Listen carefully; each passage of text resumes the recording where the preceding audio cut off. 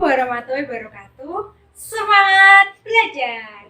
Halo anak-anak semua, berjumpa lagi dengan saya Amalia di pembelajaran matematika. Nah, anak-anak, sebelum kita mulai pembelajarannya, kita berdoa dulu ya. Berdoa dimulai. Berdoa selesai. Nah, anak-anak, sekarang kita masuk di pandemi COVID-19. Nah, memaksa kita untuk selalu belajar di rumah. Jangan lupa juga menerapkan 3M. 3M itu apa saja? Yang pertama adalah memakai masker. Yang kedua adalah selalu menjaga jarak. Dan yang ketiga adalah mencuci tangan menggunakan sabun. Nah, untuk pembelajaran hari ini, kita akan belajar mengenai transformasi geometri. Transformasinya sumbernya adalah rotasi dan dilatasi. Nah, Ibu akan memberikan bahan ajar dan lembar kerja untuk kalian kerjakan. Nah, nantinya di akhir akan ada kuis. Jadi, perhatikan video ini.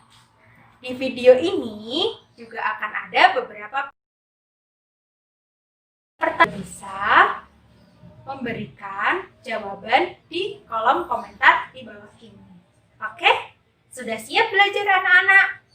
Nah, anak-anak, di minggu kemarin kita sudah belajar mengenai translasi dan refleksi. Apa itu translasi? Masih ingat? Nah, lihat gambar berikut ini. Translasi secara umum adalah pergeseran. Kalau untuk refleksi, apa refleksi itu? Nah, refleksi, coba lihat di berikut ini. Nah, refleksi itu secara garis besarnya adalah pencerminan. Nah, untuk lebih lanjutnya, silakan anak-anak bisa baca bahan ajarnya yang minggu lalu Ibu sudah berikan. Nah, untuk ini kita akan belajar mengenai transformasi geometri, sebab rotasi dan dilatasi. Nah, siapkan bukunya ya anak-anak. Yang pertama, kita masuk materi rotasi. Coba kalian amati video berikut ini. Nah, di sini adalah video mengenai kincir angin. Sudahkah kalian pernah melihat kincir angin? Nah, jika belum, amati baik-baik ya videonya. Nah, di sini pasti kalian bertanya-tanya, bagaimana kincir angin itu berputar? Apakah kincir angin ini baling-balingnya berputar pada porosnya? Bagaimana arah putarannya? Apakah menggunakan sudut tertentu? Nah, apakah pembangkit listrik tenaga angin ini merupakan penerapan dan rotasi? Nah, coba kalian komen di bawah ini dan berikan penjelasan kenapa kalian menjawab iya dan kenapa kalian menjawab tidak. Nah, selanjutnya coba amati gambar berikut ini. Nah, di sini ada seorang anak yang bermain dengan teman-temannya. Dia bermain roda putar. Nah, mereka memainkan 3 kali permainan. Nah, yang mereka dapatkan, lalu mereka bisa membaginya. Nah, coba lihat baik-baik.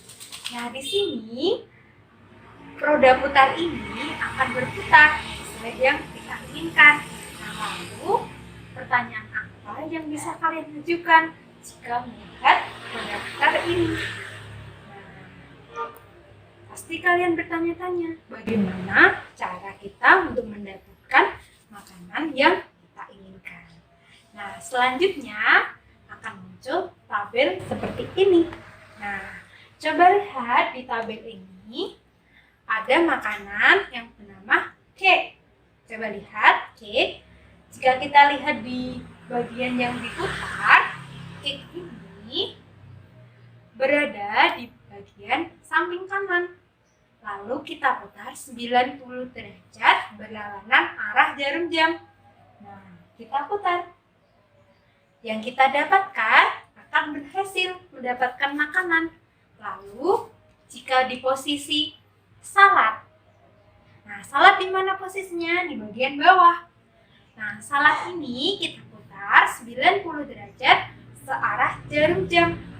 90 derajat searah jarum jam. Sini. Apakah posisinya akan berhasil? Tentu saja tidak, karena dia berada di bagian kiri, tidak di bagian atas. Selanjutnya ada coklat, kemudian stick. Kita putar sesuai dengan arahan tabelnya. Nah, coba lihat berikut ini.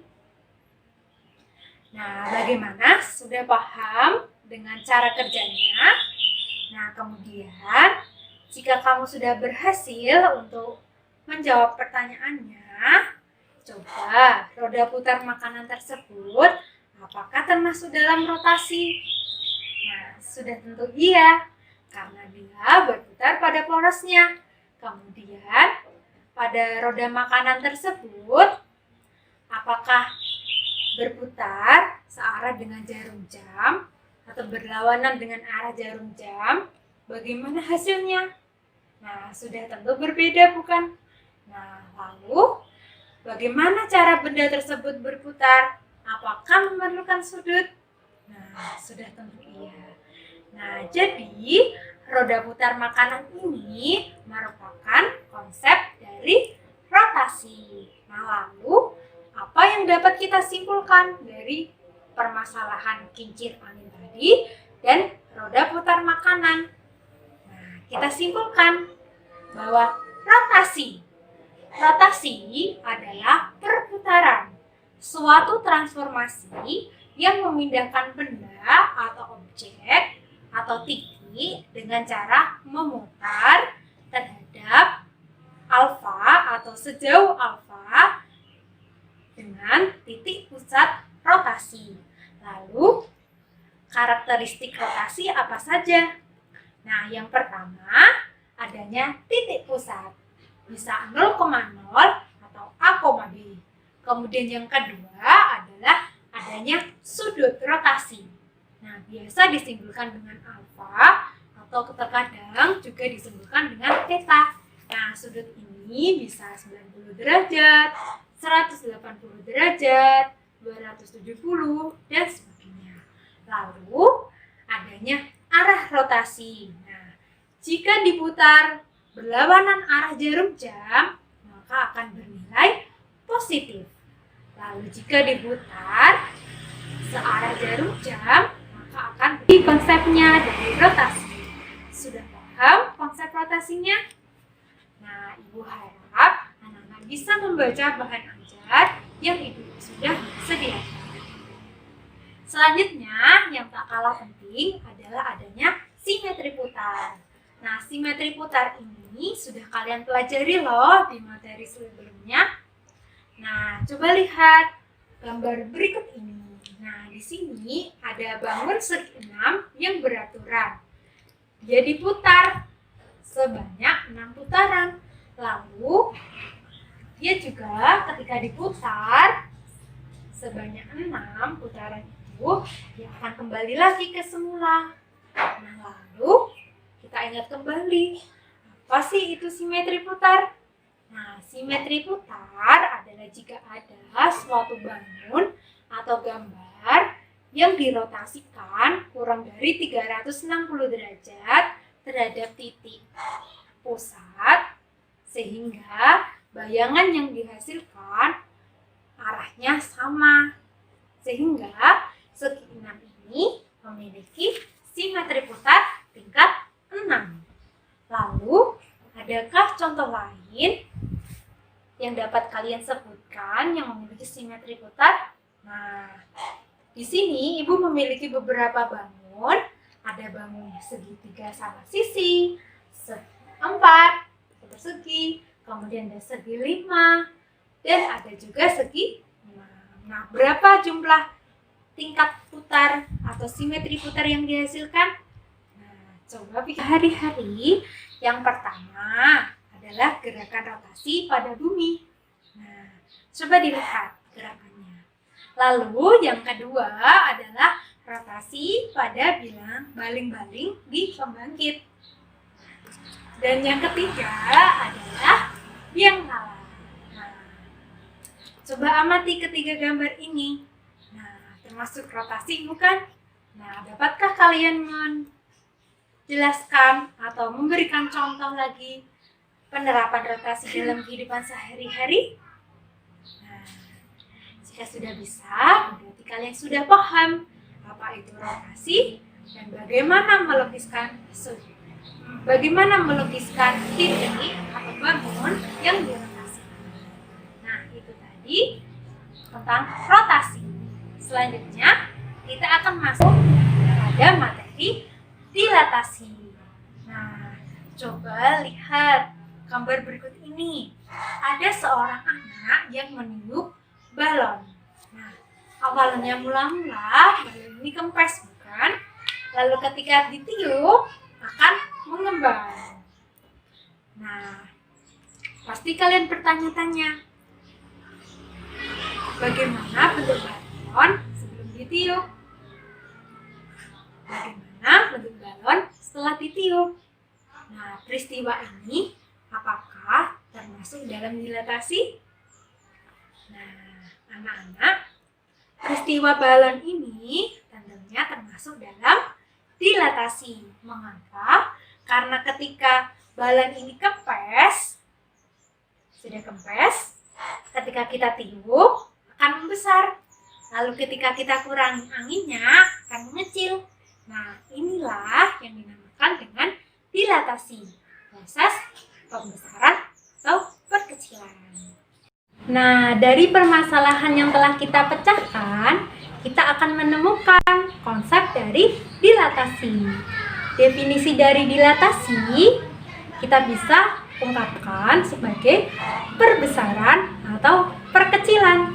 Nah, dilatasi ini merupakan suatu transformasi yang mengubah jarak titik maupun bentuk menggunakan suatu faktor skala tertentu dengan titik pusat dilatasi. Nah, tentunya karakteristik dari dilatasi ada 3. Yang pertama, ada pusat dilatasi bisa A, B atau 0,0, lalu adanya faktor skala. Nah, faktor skala ini jika K-nya lebih dari 1, dia akan mengalami perbesaran, dan antara 0 hingga 1, dia akan mengalami perkecilan.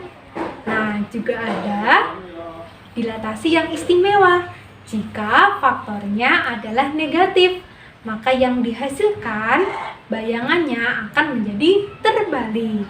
Nah, yang ketiga yang perlu diingat adalah bahwa dilatasi ini tidak mengubah bentuk, tetapi hanya mengubah ukuran. Nah, jika bentuknya semula segitiga, maka bentuknya juga akan menjadi segitiga. Hanya saja segitiga ini akan mengecil atau akan menjadi besar. Nah, itu tadi adalah konsep dari dilatasi.